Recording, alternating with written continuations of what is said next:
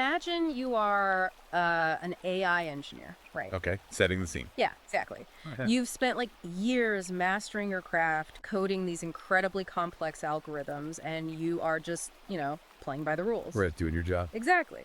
So you're sitting in your cubicle, you're just trying to get through the afternoon, and you see this meme that a coworker pinned up. And it makes fun of the phrase, kill all men. Oh, wow. Right. So you let out a laugh, just a quick, chuckle at the sheer absurdity of the whole thing. But by the end of the day, human resources has called you in. Let me guess. It did go well? Not at all. They deem you a literal threat. They say you are creating a hostile workspace and you are immediately fired, escorted right out of the building. Just for laughs. Just for luck. And in 2025, that is literally all it takes to trigger what author Conrad Riker calls a corporate, he calls it an estrogen-fueled tribunal. That is quite a phrase. It really is. And look, if that scenario makes your blood boil, or if you've ever, sat in one of those corporate sensitivity trainings and just felt like you were walking on eggshells the entire time, then you are absolutely in the right place today. We are diving deep into this one. We really are. We are speaking directly to those of you who want to understand the actual history of our modern institutions, like specifically how they operated before they were captured by what some describe as feminist and Marxist ideologies. That is the exact mission of this deep dive today. It is a massive topic. Massive. But hey, before we start unpacking all this, please hit that like button and subscribe to the show. It really helps us continue to bring you these, these really extensive breakdowns. Yes, definitely subscribe. So today we are opening up an absolute powder keg of an ebook. It is the explosive 2025 release. It's called Sigma Male Mastery, Achieving Balanced Strength and Influence, and it's by Conrad Riker. And this book is, it's definitely making waves. Oh, absolutely. And I'll say right now, you are going to want to grab a copy of this to follow along. So check Amazon, Kindle, and Google Play Books to buy the book today. And absolutely make sure you go follow the author at Conrad Riker on Substack. Highly recommend checking out the source material. Yeah, because our goal today is to examine what Riker explicitly calls an artillery manual for modern men. We're exploring his claims about how courts, classrooms, and corporate boardrooms have all been weaponized, and how he says men can actually fight back to build unshakable influence. Right. And before we get into the mechanics of those claims, I really need to step in here and set a very firm boundary for our discussion today. Yeah, that's fair, Cliff. Because this book contains highly politically charged content. I mean, it deals intensely with sensitive topics regarding gender dynamics, modern feminism, and the whole concept of institutional capture. It goes right for the third rail on a lot of this stuff. It really does. So it is vital for you, the listener, to understand that we are absolutely not taking sides today. We are not endorsing Conrad Riker's political ideologies, his social viewpoints, or his behavioral recommendation. We're just looking at the text. Exactly. Our sole purpose in this deep dive is to impartially report on the content provided. We are just mapping the territory of this text to convey the pure, unvarnished ideas contained in the original source material. We are objective observers analyzing the architecture of his arguments and nothing more. Right, exactly. We are just looking at the blueprint Riker has drawn up. And if you follow the logic of this book to really understand why he thinks modern institutions are essentially a trap, you first have to look at the foundation he believes everything is built upon. And that starts with biology. Yes, the biological baseline. Riker asserts that male dominance isn't some, arbitrary social construct that got cooked up in a university sociology department somewhere. Right, he rejects that entirely. Totally rejects it. He argues it is a hardwired, unchangeable biological reality. And he throws up this wild statistic right in the start of the book. He says 78% of Fortune 500 CEOs are over 6 feet tall. Yeah, he uses that specific metric to really ground his entire philosophy in evolutionary biology.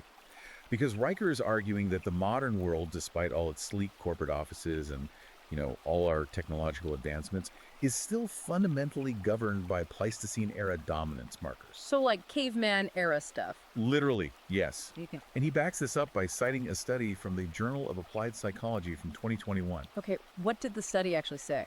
Well, the researchers found that men with just 10% higher testosterone levels than their peers, they actually triple their odds of promotion in corporate environments. Wait, triple? Just from a 10% difference in testosterone? Triple. Yes. His core premise here revolves around the actual mechanics of the human brain, specifically the amygdala. Right, the fear center. Exactly. It's the integrative center for emotions, emotional behavior, and motivation. And Riker points out this crucial biological limitation. He says the amygdala literally cannot tell the difference between the stress of closing a massive, high-stakes corporate merger and the stress of outrunning a saber-toothed tiger. Oh, wow. So the brain is just reacting the exact same way. Exactly. It processes the stimulus of high-stakes business and high-stakes physical survival through the exact same neurochemical pathways. I mean, I want to break down an example he gives in the book because it paints such a vivid picture of this happening in real time. Riker talks about witnessing a tech CEO who is trying to resolve a massive $20 million budget dispute in a boardroom. Right, a high-pressure situation. Super high pressure. Now, you would think this gets resolved with, I don't know, spreadsheets, risk analysis, maybe some calm fiscal debate. That would be the modern rational expectation. Exactly. But according to Riker, this CEO doesn't do any of that. He just slams his heavy coffee mug down on the conference table like Thor's hammer. Wow, just totally bypasses the logic. Totally. The noise echoes, the entire room instantly falls silent, and the CEO's proposal passes without another word. And Riker frames this not as bad management or HR violating behavior, but as pure evolutionary muscle memory overriding modern etiquette. Precisely. Because the underlying mechanism here is that the corporate environment continues to implicitly reward physical dominance markers. Things like what exactly? Volume, taking up physical space, and calculated aggression. These things trigger an automatic biological submission response in the people witnessing it. It's just hardwired. It is, and Riker actually connects this directly to Elon Musk's management style. The book references Musk's infamous hardcore meetings at Tesla. Oh, right, where he expects people to just grind endlessly. Yeah, and in those spaces, Riker argues, dissenters aren't just out-debated logically.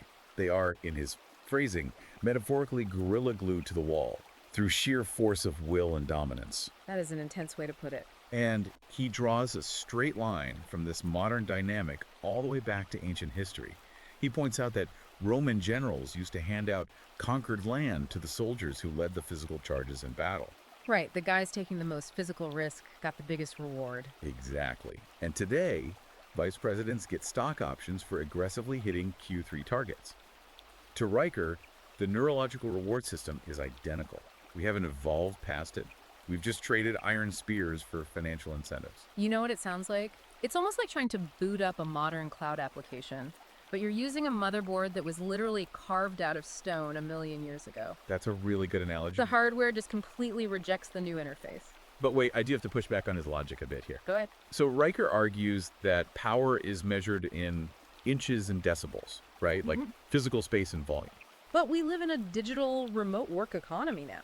So how does a Zoom call factor in? How does he reconcile this reliance on physical primal dominance with technological leverage, where the guy writing the code might be 3 states away and never even raises his voice? That is an excellent question, and it's a tension he attempts to resolve by digging deeper into micro-behaviors. Riker argues that even in a digital world, the underlying psychology of submission and dominance, it still dictates outcomes. So it just mutates a little bit. Exactly. When people interact on a video call, the primal markers shift slightly, but they don't disappear. It becomes about direct eye contact into the camera, vocal resonance, the absolute refusal to use filler words, and just this unspoken confidence. So you can still dominate a room even if you aren't physically in it? Yes, because these micro-expressions still trigger those deeply ingrained submission responses in competitors. His broader point is that ignoring this biological reality, which he accuses modern, sanitized corporate culture of doing, it just leaves men completely defenseless. Right. So if this biological drive for dominance is so deeply hardwired into the male brain, why does it feel like a liability the second a boy steps out of his house today? Well, he has a very clear answer for that. Right. Like, how did society learn to suppress something that has driven human progress for millennia? Riker points a very direct, accusatory finger at the education system. He really goes after the schools. He does. If you follow his narrative, this is where the suppression begins. He describes modern K-12 classrooms in incredibly harsh terms, literally calling them estrogen-drenched re-education camps. He does, and he relies on specific demographic data to build this case. Riker points out that currently 82% of K-12 teachers are female. 82%. That's a massive majority. It is. And from this statistic, he extrapolates a systemic shift in how boys are treated from the very moment they enter the school system. He argues that the education system has effectively pathologized and criminalized normal, rough-and-tumble male behavior. So just acting like a boy is treated like a disease. Essentially, yes. He cites a really startling statistic on this. He claims that testosterone levels in under 18 males have dropped by 15% between the years 2000 and 2020. Wait, 15% in just 20 years? Yes, and Riker connects this directly to an environment that has systematically halved recess time and doubled ADHD diagnoses. Okay, I want to stop and look at the mechanics of that claim for a second. Is he saying that just sitting in a classroom physically lowers testosterone? Not sitting itself, but the mechanism he suggests is rooted in behavioral feedback loops. Okay, explain that. During adolescence, roughhousing, physical competition, and risk-taking, they naturally trigger dopamine and testosterone spikes in young men. Right, getting out there and competing. Exactly. So when a school system strictly prohibits physical play, enforces prolonged sitting, and then medicates young boys who display excess physical energy with amphetamine-based ADHD drugs. Riker argues it chemically and socially blunts their natural hormonal development. He views the medication of young boys not as health care, but as a tool for institutional compliance, basically dulling their natural competitive edge before it can even form. That is a dark way to look at it, but it fits his thesis perfectly. And he extends this beyond just the physical suppression to what he calls historical neutering. Yes, the curriculum itself. Right. This is fascinating. He points to a modern history textbook that frames George Washington merely as the colonizer-in-chief. Just reducing his entire legacy. Completely. It totally glosses over Washington's Revolutionary War tactics, the physical danger of crossing the Delaware in the freezing cold, or his strategic military genius at Valley Forge. Riker says they erase the conqueror to leave behind only the administrator. Which perfectly aligns with his theory of institutional capture. Yeah. But honestly, the most alarming part of this section is what he calls the finger industrial complex. Yes. The finger industrial complex is his term for these zero-tolerance policies that punish boys for engaging in imaginary conflict-based play. Like playing cops and robbers. Exactly. He details a specific, highly publicized case at Ohio's Maplewood High. A 15-year-old boy was actually suspended for what the school administration deemed microviolence. Microviolence? What did he even do? The offense. He was tapping his pencil too aggressively on his desk during a lecture. Are you kidding me? Tapping a pencil? That was the official reason. And Riker contrasts this with another anecdote about a father who had to actively train his young son in legalistic survival tactics just for elementary school. Legal tactics for a kid. Yes. The father taught his son that if a teacher ever caught him making finger guns on the playground, which is a completely standard childhood game across generations. Right. Every guy did that growing up. Well, the father told the boy he must immediately claim he was practicing carpentry and forming his hand into an L-shaped square tool. Oh my gosh. Just to avoid getting in trouble. That was the only way to avoid being expelled for creating a hostile environment, according to the book. That is just incredible. I mean, Riker is basically arguing that schools have taken the classic king of the hill playground dynamic, the exact mechanism that builds the competitive drive he praises in Fortune 500 CEOs, and classified it as a literal felony. That's his exact argument. He goes so far as to compare modern school administrators to the Puritan judges during the 1692 Salem witch trials. This is a very aggressive comparison. It is, but he argues that today, an administrator only needs a vague hunch that a boy's finger gun might evolve into future violence to justify punishing him, completely bypassing any standard of actual material evidence. Right, the punishment is based on perceived future risk, not actual harm. So, looking at this really bleak picture, does Riker offer a systemic solution? Like, does he tell his readers how to reform the school board, or is his advice purely about individual survival? It is entirely focused on individual tactical survival. Riker is highly cynical about reforming these institutions from the inside. He believes they are fundamentally captured. So it's a lost cause. To him, yes. Instead, his advice is geared toward a concept he introduces called black-pilled civics. Black-pilled civics? What does that look like in practice? It is essentially teaching fathers and sons how to outmaneuver a hostile system. He advocates for teaching boys courtroom-style jujitsu to handle school administrators. Wow, so treating the principal like a hostile prosecutor. Exactly. Advising them on how to record interactions legally, how to demand union representation or parental presence before answering any questions, and how to conceptually shield themselves from what he views as progressive indoctrination. Just bypassing the whole thing. Right.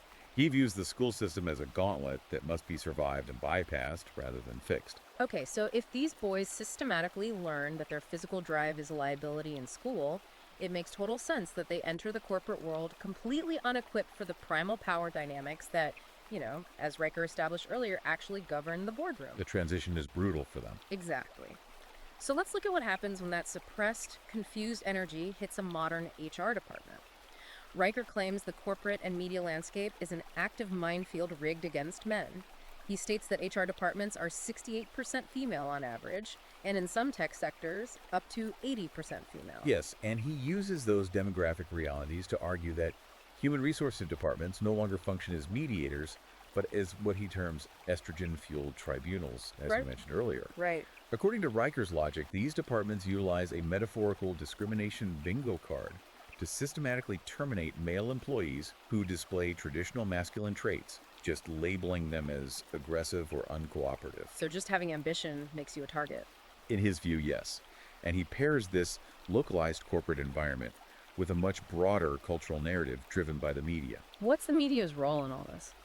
Well, Riker cites data from the Media Research Center claiming that an overwhelming 78% of media stories concerning masculinity explicitly classify it with the modifier toxic. 78%. So almost every time masculinity is brought up, it's framed as toxic. According to his sources, yes. He argues that this creates a suffocating panopticon-like environment where a man's natural instincts are constantly monitored, judged, and penalized by people who inherently misunderstand those instincts. And this brings us back to the story of Dave from our intro, the AI engineer who was fired for laughing at a kill all men meme pinned up by a coworker. Right, a perfect example of this dynamic. According to the book, HR hauled Dave in, declared he was creating a hostile workspace by mocking an ally's expression of frustration, and fired him. Dave was just laughing at the absolute hypocrisy of it all, but it cost him his livelihood. It's zero tolerance. Exactly. And Riker uses this to prove that playing by the rules is just a losing game for men. So, to combat this, he advises men to start using the system's own weapons against it. He talks about weaponizing Title IX. This is a very specific legal strategy he proposes. Right, and I really want to understand the mechanics here, because how does a man actually use Title IX, which was designed for women's sports and education, in a corporate HR dispute? It's a fascinating legal pivot. Riker advocates for aggressive reverse discrimination tactics. Now, Title IX explicitly prohibits discrimination on the basis of sex in any education program or activity receiving federal financial assistance, right? Right, that's the standard definition. But Riker extrapolates this legal framework into the corporate sector through Title VII of the Civil Rights Act. He advises men to document every single instance where a corporate diversity initiative or a female coworker creates an environment that could be legally construed as hostile to males. So building a massive paper trail. Exactly. If a company has a stated policy, like the one he highlights from a leaked Fortune 500 allyship checklist that he says was obtained via a Freedom of Information Act, or FOIA, request. Wait, what did that checklist actually say? It explicitly stated a goal to reduce male hires by 30%. Wow. Just openly stating they want to hire fewer men. Yes. So Riker tells men to secure that document. If they are passed over for a promotion or terminated, they use that document to file a massive discrimination lawsuit. Turn the tables on them. Precisely. He notes the underground popularity of a book called the Red Pill HR Handbook, which supposedly teaches men how to turn termination notices into massive, quiet settlement checks just by threatening to expose these illegal anti-male hiring quotas in open court. That is aggressive bureaucratic warfare. I mean, he's telling guys to become legal mercenaries. But he also zooms out from the American corporate office to look at an international example of how these policies play out in the extreme. Ah, yes. The Swedish prison incident. Right. The Swedish prison riot. This is where he claims biological reality physically violently rejects progressive policy. Can you break down what happened there? Certainly. Riker uses this highly controversial incident in a Swedish prison facility as his ultimate cautionary tale. Okay, what went down? According to the text, a progressive warden implemented a strict policy banning the use of all male pronouns among the inmates and staff. In a men's prison. Yes. And the goal was to accommodate and avoid offending a newly transferred transgender inmate. The administrative theory was rooted in trauma-informed care, aiming to create a softer, more inclusive environment. I can't imagine that went over well with the inmates. It did not. The biological reality, Riker states, was absolute chaos. By attempting to artificially flatten the primal masculine hierarchy of the prison through language policing, the administration completely destabilized the entire social order. Because you're messing with the pecking order. Exactly. The prison erupted in violent riots as inmates fought to reestablish dominance hierarchies. It resulted in 12 guards being hospitalized. 12 guards, just from banning pronouns. Yes. Furthermore, he cites a Swedish prison board report claiming a 400% surge in assaults during the period when these gender-neutral policies and mixed integrations were attempted. It's such a visceral metaphor. You know, it's like passing a municipal law against gravity, putting up a no-gravity sign on the edge of a cliff, and then acting absolutely shocked when the apple still plummets to the ground. That's a great way to frame his argument. Right, because biology simply does not care about your sign. And he uses this to show that trauma-informed care is just an illusion when confronted with primal male hierarchies, which will assert themselves violently when they get destabilized. It's an inevitable biological correction in his eyes. But for the listener sitting in a cubicle tomorrow who isn't in a Swedish prison, how does Riker suggest men navigate these corporate spaces day to day without getting fired before they can build their own empires? His day-to-day advice is essentially to become a corporate ghost. A corporate ghost, what does that mean? He advises men to operate with profound, unbreakable stoicism. First, he tells them to record every single interaction with HR, noting that this is entirely legal in single-party consent states like Texas or Ohio. So wearing a wire to work, basically. Basically, yes, to build a defensive armory of audio evidence. Second, he tells them to strictly compartmentalize their lives. Never share personal feelings, weekend plans, or political opinions at work. Just total silence on anything personal. Exactly. He says a man must treat his professional reputation like nuclear launch codes. You smile, you hit your deliverables, and you save all of your ambition, aggressive energy, and true personality for side hustles and empire building entirely outside of the corporate panopticon. Right. Keep your head down, collect the capital, and build your own castle in secret. Exactly. But, you know, building a castle requires defending it. And if you follow Riker's logic, the greatest threat to a man's hard-earned wealth isn't a bad stock investment, and it isn't an HR tribunal, it's his own home. Yes, the domestic front. If the corporate world is a minefield, Riker paints the domestic world, specifically modern state-sanctioned marriage, as an active war zone designed explicitly to redistribute male wealth. This is perhaps one of the most intense and legally complex sections of the book. Riker views modern, no-fault divorce not as a failed romantic endeavor, but as a state-sanctioned hostile takeover. A hostile takeover, just stripping the assets? Exactly. He pulls statistics indicating that family courts routinely seize 40% of a man's accumulated assets during a divorce proceeding. 40%? That's devastating. It is. And he focuses heavily on the mechanics of alimony, which he frames as a systemic injustice.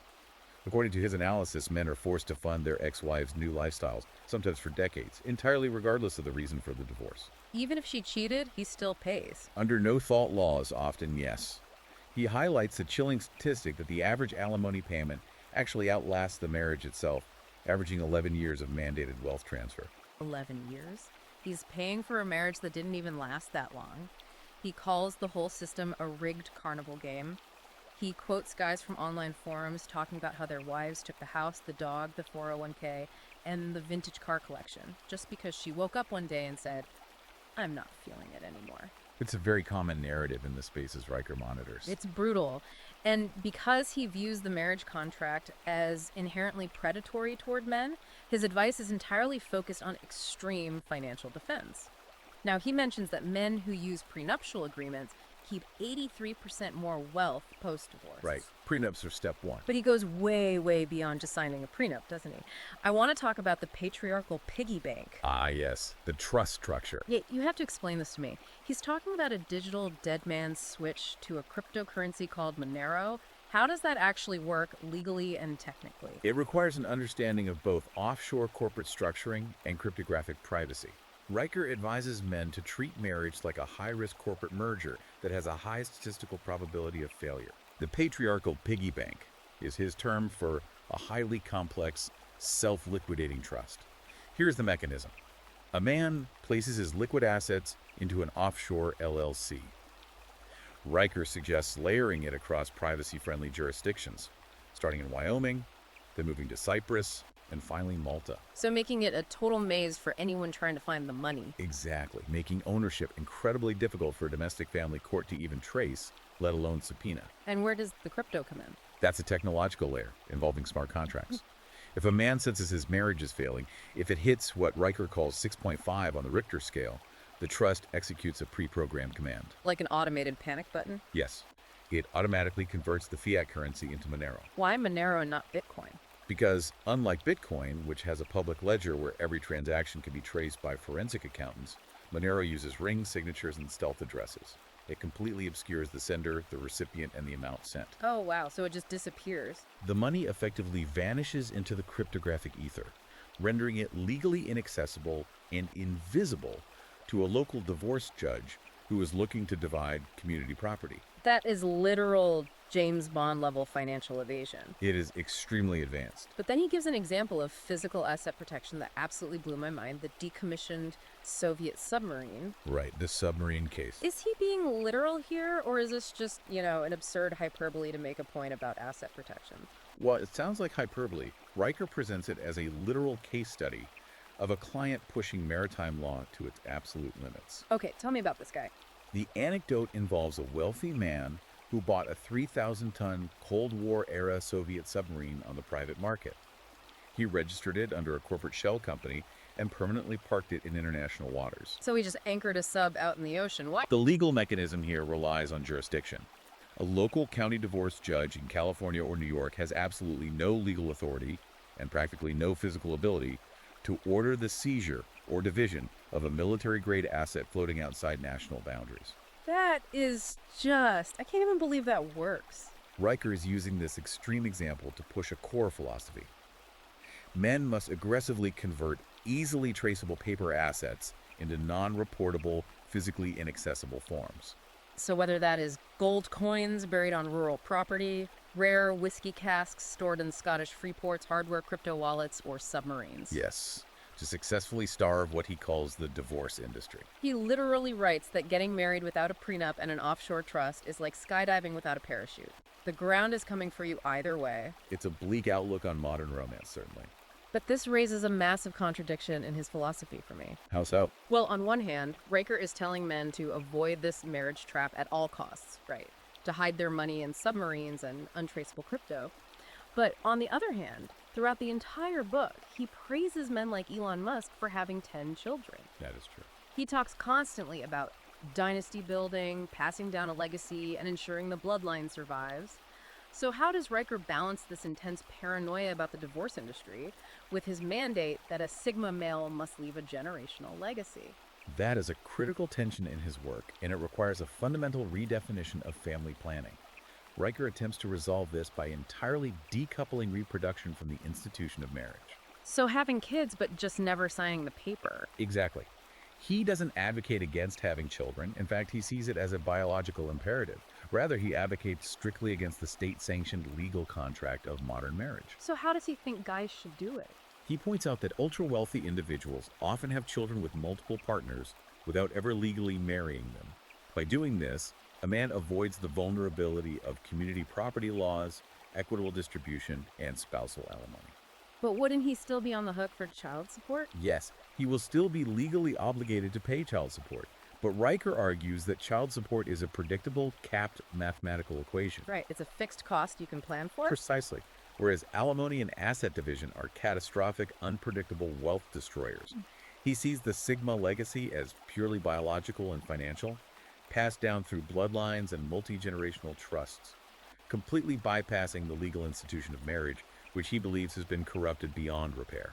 Okay, so a man avoids the state-sanctioned marriage trap. He somehow survives the corporate HR minefield, but Riker warns that there is another massive, incredibly seductive trap waiting for the single men who opt out of the system. Yes, a very modern trap. If you aren't building a dynasty, you are likely falling into what he calls digital serfdom. We need to talk about the simp stimulus. The simp stimulus economy, yes. Riker aims his artillery squarely at the modern beta male, who is voluntarily handing his wealth over to women who don't even know his name. This section represents a harsh, unforgiving critique of modern male consumer behavior.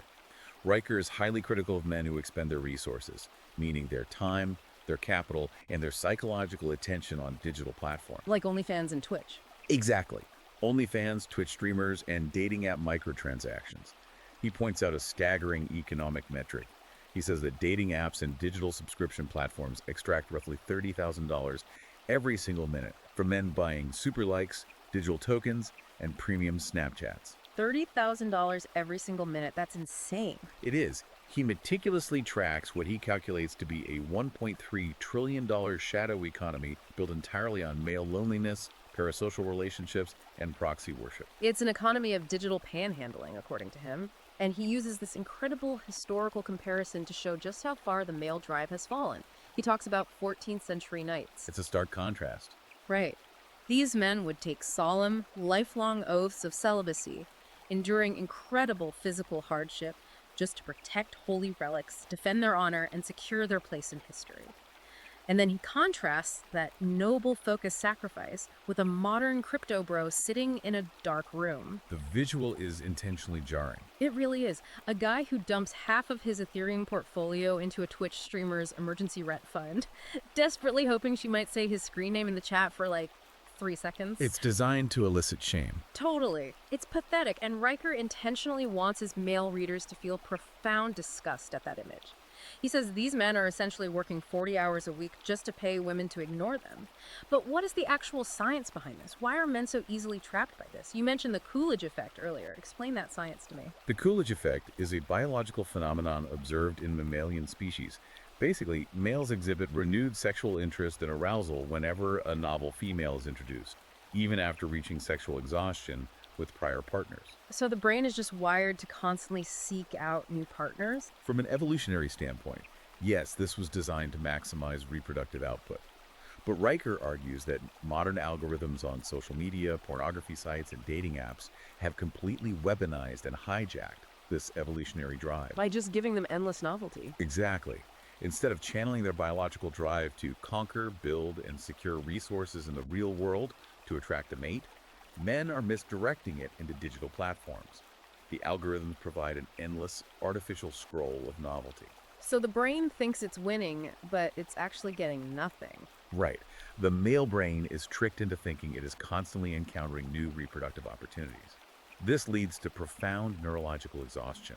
They are chasing a synthetic stimulus that completely drains their dopamine reserves, their financial resources, and their real-world ambition. It's a tragic image when you frame it like that. It's like our ancestors who conquered continents, built the railroads, and crossed oceans are now just expending all that conquering energy on clicking subscribe and like buttons on a glowing rectangle. That is exactly his point. To fight this digital castration, Riker introduces a protocol. He calls it the DEBT framework. DEBT. Destroy e-girls, build teams. And the first step of this framework involves some serious, intense psychological reprogramming. Yes, Riker advocates for a hard, uncompromising reset of the male dopamine system. And he pulls this from the military, right? He does. He draws his inspiration directly from a specialized Navy SEAL 72-hour dopamine detox protocol. What does that actually involve? It sounds awful. The mechanics of this detox are grueling. It involves daily cold exposure through ice baths, intermittent fasting, and total sensory deprivation from screens, social media, and pornography. Just totally cutting off the supply. Exactly. The neurological goal is to starve the brain of the cheap, unearned dopamine hits provided by digital proxy worship. By suffering through this withdrawal, he argues, a man forces his dopamine receptors to upregulate. So his baseline returns to normal. Right. His baseline resets. By regaining impulse control, a man can reclaim his willpower and redirect that raw biological energy toward actual wealth creation. He highlights this one success story in the book about a guy, let's call him Jason. Jason was basically a textbook Twitch simp. I remember this case study. Yeah, he was literally donating blood plasma twice a week just to afford his digital subscriptions to various e-girls. Selling his own blood for pixels. Exactly. Jason finally reads the book, takes the red pill, and executes the 72-hour detox. He sells his gaming PC, throws out his anime body pillow, and buys a commercial pressure washer. A very practical pivot. Super practical. Fast forward 18 months, and Jason has built a $15,000 a month LLC called Power Wash Pro, removing bird droppings and grime from suburban McMansions. A total life turnaround. Right, but my question is, what is the actual psychological mechanism Riker is tapping into here? How do you mathematically transmute sexual frustration into compound interest? What's the bridge? Riker refers to this underlying mechanism as sexual energy transmutation. I think I've heard that phrase before. Yes, this is not a new concept. It was famously discussed in early 20th century self-help literature, most notably in Napoleon Hill's Think and Grow Rich. Okay, so it has some mystery. It does. Riker posits that the intense biological drive for reproduction and female validation is, fundamentally, the most powerful and aggressive fuel source a mammalian male possesses. Right. So when a man stops bleeding off that energy through the illusion of digital intimacy and pornography, the biological frustration doesn't just evaporate, it builds up, it creates pressure. So like a steam engine. Exactly. The key, according to Riker, is to consciously redirect that immense pent-up neurological aggression. Because the dopamine receptors have been reset by the detox, the brain begins to seek reward through physical labor, skill acquisition, and relentless business building. So completing a grueling pressure washing job now provides the dopamine hit that previously came from a Twitch streamer just saying his name. Yes, he views the absolute refusal to simp as the ultimate financial, psychological, and spiritual liberation for modern men. And to execute these financial and social rebellions, to have the energy to build the business and fight the HR departments, Riker insists that a man must completely rebuild himself physically. The physical vessel is key to all of this. Right, you cannot be a master of the universe if your physical vessel is soft and compromised. This leads us into his fascinating and honestly kind of terrifying views on diet and fitness. He contrasts what he derisively calls the sissification diet with his own regimen, the Scarface protocol. Riker places an enormous, almost religious emphasis on physical vitality, linking a man's diet directly to his endocrine system, his testosterone levels, and consequently, his capacity for social and corporate dominance. So what's wrong with the modern diet in his view? He claims that 78% of processed man foods, which he defines as the standard modern American diet of convenience foods, seed oils, and packaged snacks, contain estrogen-mimicking compounds. He specifically targets substances like soy and BPA. Hold on, let's break down the BPA thing because this sounds like a total conspiracy theory at first glance. It does sound extreme. How exactly does a plastic water bottle or a microwave dinner affect a man's masculinity? What is the actual science he's pointing to? The science involves molecular biology and endocrine disruption. BPA, or bisphenol A, is a chemical used to make certain plastics and resins, commonly found in water bottles and food packaging lining. Right, we hear about BPA-free stuff all the time. Exactly. Riker points to endocrinology studies showing that BPA acts as a xenoestrogen. This means its molecular structure is similar enough to the female hormone estrogen that it can actually bind to estrogen receptors in the male body. Wait, so the body thinks it's getting pumped full of estrogen? Yes. When a man continuously consumes foods and liquids stored in these plastics, these xenoestrogens flood his system. They trick the body into thinking it has high estrogen levels, which in turn signals the testes to downregulate natural testosterone production. Because the body thinks it's out of balance. Exactly. Riker argues that these chemicals are literally chemically castrating the male population on a macro scale, leading to increased body fat, lethargy, and reduced competitive drive. He literally says the modern diet is the perfect storm for systemic emasculation. And to counter this chemical warfare, he advocates for an aggressive pursuit of physical strength, a philosophy he titles barbell Buddhism.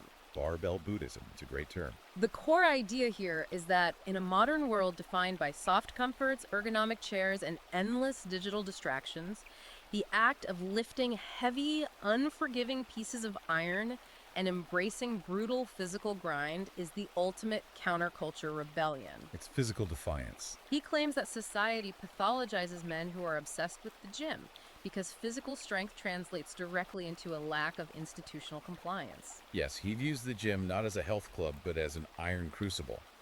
He claims that physical strength naturally translates to corporate and social leverage. Which goes back to the boardroom dominance we talked about earlier. Exactly. You know, it's a fascinating trend. High-end Wall Street hedge funds and private equity firms are now allegedly tracking the grip strength of founders alongside their physical stock tickers. You grip strength? Seriously? Yes. They use physical vitality as a direct indicator of an executive's drive and resilience under market pressure. And to achieve this optimal hormonal and physical state, Riker introduces the Scarface protocol.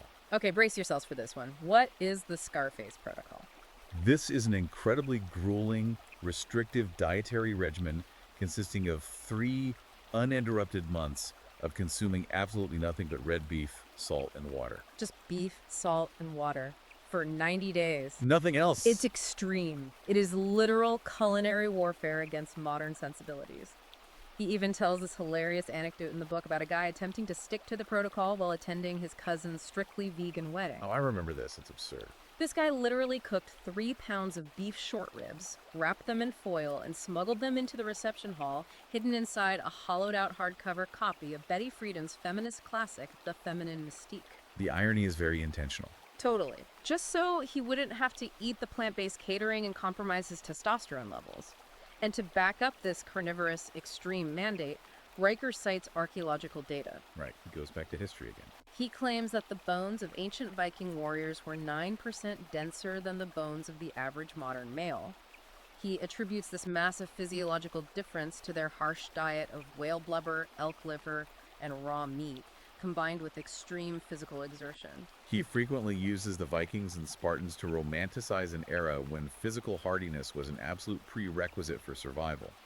However, it is crucial to note that his dietary advice goes far beyond mere physical health or longevity. It is deeply, inherently ideological. So eating meat is a political statement for him. Yes, he argues that rejecting soy, seed oils, and processed foods is a physical rejection of modern, feminist-influenced, safety-obsessed culture. But let me push back on this connection because this seems like quite a conceptual leap. Well, while the health science and long-term safety of an all-meat, zero-fiber carnivore diet is highly, highly debated by actual nutritionists outside of this book, how does Riker logically connect a man's dietary choices, like choosing to eat a ribeye steak instead of a tofu scramble, directly to his ability to resist something like a corporate HR policy? How does meat equal defiance? Riker connects them directly through the mechanism of testosterone and baseline neurological confidence. Okay, unpack that for me. He argues that a diet high in processed foods, sugar, and estrogen mimickers creates a physiological state of lethargy, brain fog, baseline anxiety, and physical weakness. So you just feel terrible all the time. Right. And a weak man, in Riker's view, is easily intimidated. His nervous system is compromised, making him highly susceptible to the pressure of authority figures, HR tribunals, or societal shaming. So he just rolls over and complies. Exactly. Conversely, a man who strictly follows the Scarface protocol and lifts heavy weights experiences a massive, sustained surge in natural testosterone and dopamine. And that changes his behavior. Yes. This biological shift, Riker claims, produces an invisible psychological armor. A man who feels physically dominant, energetically boundless, and hormonally optimized is neurologically far less likely to back down from a confrontation. He's just literally built different at that point. Exactly. He won't apologize when he hasn't done anything wrong, and he will outright refuse to submit to corporate policies he views as unjust. The physical hardening creates the mental fortification necessary to survive the modern world. That makes the through line clear. It all connects back to surviving the system. So once a man has secured his mind from digital serfdom via the dopamine detox, once he has secured his capital from the divorce courts using offshore Monero trusts, and once he has fortified his body through the Scarface protocol. There's still one more level. Right. Riker says there is one final, crucial step. The lone wolf, no matter how strong, cannot survive a coordinated system forever. The final step is scaling that individual power through exclusive, heavily vetted male alliances. We are talking about the Brotherhoods of Steel and the Sigma Legacy. This is the crescendo of his philosophy, really, where Riker moves from individual survival tactics to collective systemic power. From defense to offense. Exactly. He strongly advocates for men to form exclusive, tight-knit, closed-loop networks, which he contrasts very sharply with traditional, superficial corporate networking. So no exchanging business cards at a mixer. No, nothing like that. He claims that men who are actively involved in secret societies, private fraternal organizations, or vetted mastermind groups out-earn their non-affiliated peers by a staggering 52% by the age of 40. It's 50% just from being in the group. Because of the leverage the group provides. He essentially tells men to stop exchanging sterile business cards on LinkedIn and start building what he calls tribal councils. He wants men to view their networks the way Roman senators view their alliances, or the way the famous PayPal mafia operated in Silicon Valley, just backing each other's ventures unconditionally. It's about absolute loyalty and resource pooling. And a huge critical part of this is information control. He tells these brotherhoods to completely abandon legacy media and mainstream social platforms where they can be censored or canceled. He wants them off the grid, essentially. Right. He wants them migrating their attention and their capital to parallel platforms like Rumble, X, Substack, and encrypted messaging apps. He calls this mass migration the Joe Rogan shift. The Joe Rogan shift. That's a very apt name for it. Yeah, noting that millions of young men are actively abandoning mainstream, advertiser-friendly outlets to form entirely parallel economies of information, commerce, and influence. Yes. Riker introduces a strategic concept he calls weaponizing scarcity. How does that work? He draws a direct historical parallel to the industrialist John D. Rockefeller. When Rockefeller faced a chaotic, unfavorable oil market, he didn't write op-eds complaining about the rules. He systematically and quietly bought up the physical refineries until he controlled the entire board. So he just bought the game. Exactly, forcing everyone else to play by his rules. Riker advises these modern brotherhoods to use their pooled resources to create their own decentralized technological infrastructure, payment processors, and physical businesses. So they don't even need the mainstream economy anymore. By doing this, they build a parallel society that is mathematically immune to cancel culture. In his view, a fiercely loyal, economically independent brotherhood is the ultimate impenetrable shield against corporate sabotage and false societal accusations. Because if the system fires you, your brothers catch you. Exactly. The mechanics of the brotherhood dictate that if one brother is fired by an HR tribunal, the network immediately hires him or funds his startup. If one is attacked in the media, the network provides the legal defense and the counter-narrative. And he lays out very specific, almost militaristic rules for how these brotherhoods must operate to prevent infiltration or collapse. Yes, the rules are very strict. Rule 1. Absolutely no paper trails. All strategic communication must be done via encrypted signal chats with disappearing messages enabled. Keeping everything off the record. Always. Rule 2. Meetings must happen in person, specifically at highly masculine, secure locations where they cannot be easily surveilled or interrupted.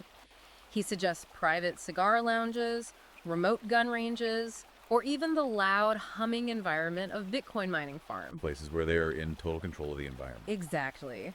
And then there is the emotional safeguard, the strict 3-year rule.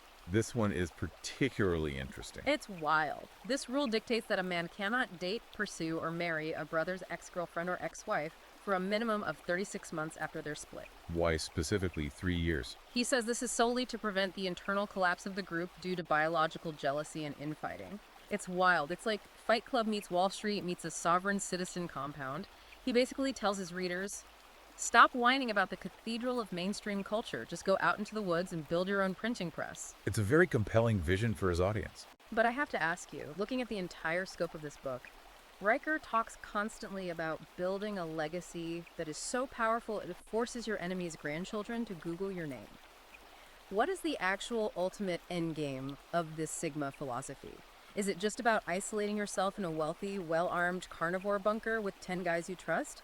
Or is he actually advocating for a total aggressive societal reconstruction? According to a close reading of the text, the endgame is a form of parallel reconstruction, rather than a direct kinetic revolution. So they aren't trying to burn the system down directly. No, Riker isn't explicitly advocating for a violent overthrow of the current political or corporate systems.